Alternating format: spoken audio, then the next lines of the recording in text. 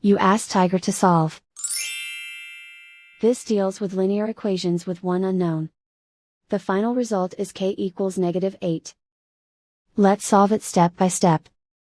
Simplify the expression. Simplify the arithmetic. Group all constants on the right side of the equation.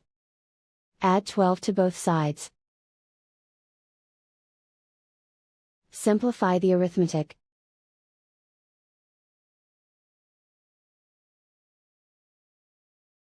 Isolate the k. Divide both sides by -4. Cancel out the negatives. Simplify the fraction. Move the negative sign from the denominator to the numerator.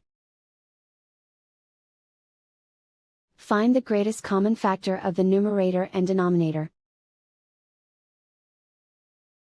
Factor out and cancel the greatest common factor. And so the final result is k equals -8.